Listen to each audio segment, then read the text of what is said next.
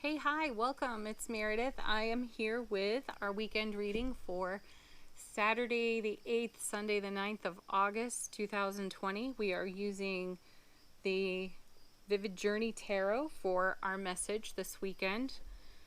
And before we get into that, let's ask a couple questions from our Know Yourself book. These have been interesting. First, when does your ego get in the way? It's a trick question, right? When isn't it there? Yeah. Invite it in, though. Invite it in like a best friend, because the ego really can be your best friend. I'm not one of those that gets behind the supporters of, oh, the ego must die. No, it has a purpose. And it will consistently show you where you are engaging in vulture thoughts, belief system, programming, and every single time your ego shows you that, you have an opportunity to expand deeper into love. So, cheers to the ego, right? Next question. What do you hold on to when times are hard? Well, what is there to hold on to but your own love and heart space? I'd say my method there is to go there first. Yeah, I got to validate, maybe take a moment, take a breath, and gather myself energetically. Then I might reach out to the people I know, love, and trust. Send up, send up the white flag. I'm surrendering for a few minutes. Come talk to me about this. Yeah. All right. What do you do in those situations? Share it here on the channel if you're guided to. Leave comments. All right, Vivid Journey Tarot. What does it have for us this weekend? Our first card is the Wheel of Fortune. Another gorgeous 10, and it's repeating itself this week, isn't it? I think it was in Thursday's reading we had all those 10s, including the Wheel of Fortune. You know it. I remind you, this is the Divine Delivery System at work. And we've been seeing a lot of the Death card, Queen of Cups, High Priestess. They've been around quite a bit, and they have been helping us clear the foundation of maybe those ego vulture thoughts, right? Things that have to be removed to make way for what's incoming, and in the way that we are moving onward. So let's see what this connects to. We have now the Magician. Ooh. Yeah. Making what we want a reality. It's making way for the love that we are in its expansive nature. So anything unlike that comes off the foundation. And look at this. This Magician's so different. It has the snake that eats its own tail. I think that's called Ouroboros. I hope I'm pronouncing that correctly. Yeah, there's a cycle to things. This is like the world here in the background. So you have all the tools of the tarot, which the Magician is not using. Then we have the eternal cycle, the beginning and the ending. We've seen that with the Death card, as I mentioned. And here we are in the process of making way for what the Wheel of Fortune is delivering, which is in harmony with what we have been investing our love energy in. And where's this going? But into the Eight of Cups, which is another repeat card. We had this one yesterday, and the reminder there was to do some review on how we are moving in the energy. I say we're moving really well, because we've got the momentum of an 8 here in the Eight of Cups, which is the Ace of Cups 8 times over. We have momentum here in the Wheel of Fortune. So things are not stagnant. We are not gathering dust at this time. And the reminder on the Eight of Cups was to do a bit of review into the last Mercury retrograde and the most recent eclipse energies, because there seems to be an influence of those unwinding here in the present. Let's see what else it connects to. Our first two cards. The Chariot. Look at these major arcana. So far, 3 of them on the table. This is dynamic movement. So again, momentum in the Wheel, momentum in the 8, and serious momentum here in the Chariot. This is movement without hesitation. So if some of you have been feeling kind of stuck or stagnant, the energy has loosened up in a way that you can move freely like the Magician. You can move and feel like you're really a part of this cycle again. Whereas, it might have felt a little more murky, more Sluggish.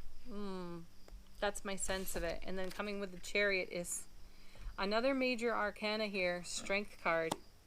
I love this. This is great confirmation for prior messages that we've seen here in the cards that are all about being in a really great space within our own selves to tackle some of the more challenging energies. And you know we've seen it this week. We've had 9 of Swords, 3 of Swords, 7 of Swords, 5 of Swords.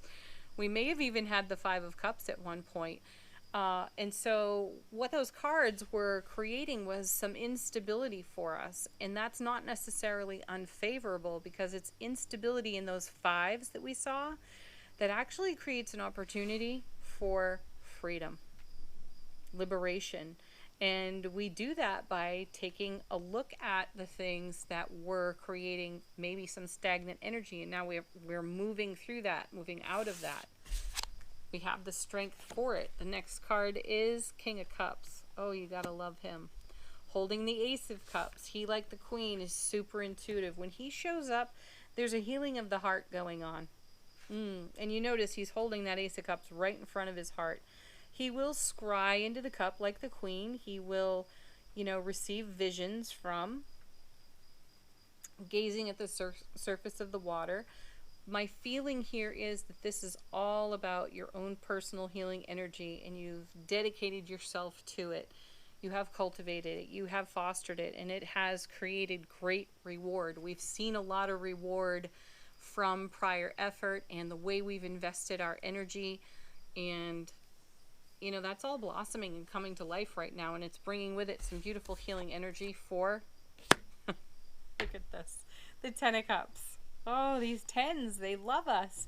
This is thrilling and this is exciting, because this truly is confirmation, the mark of the work that you have been doing in your spiritual journey, taking a look at all the stuff that no longer serves you and giving it the heave-ho. You're grateful for it, you have appreciation, and you feel a lightness of being from letting it go, which is creating all new experience here in the Magician. And it feels magical, it feels miraculous to you. So I love that we're seeing this 8 of Cups. It really is a reminder to us of the road we've been walking. Look at that path there. And this card also, this 8 of Cups, there's a message on it in traditional tarot that we're moving from really positive circumstances to even better circumstances. And there it is, right there. Having the strength to do the journey creates a 10 of Cups life experience. That's a wow factor. And here we come with yet another major arcana in Temperance. I have been meditating on this card. I have been in communication with this card, and one of the messages that came to me as I was looking at it is that this angel here is creating something and seeming to create something out of nothing. The message I got, though, in greater detail was that as she dips her foot in the water, there's the recognition that she's doing something new, doing something for the first time. I love that Temperance is following the 10 of Cups, because for some of us, that 10 of Cups experience is the first time we've ever felt it. Known deep within ourselves that this kind of love, bliss, and joy is blossoming, has blossomed within us, and created real life reward for us on our foundation. And the universe is in support of that, and it's amazing. And, if you've come out of some circumstances that we'll just say were far less than favorable, having an opportunity here to feel the 10 of Cups, having it be like a first-time experience in your life at a consciousness frequency that just outclasses any other you've experienced, it feels miraculous. And that's what I sense off of Temperance.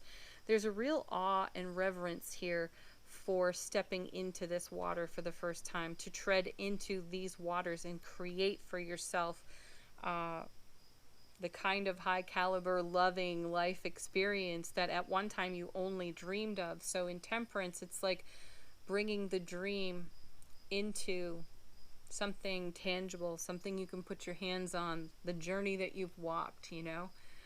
The other thing I felt looking at this card was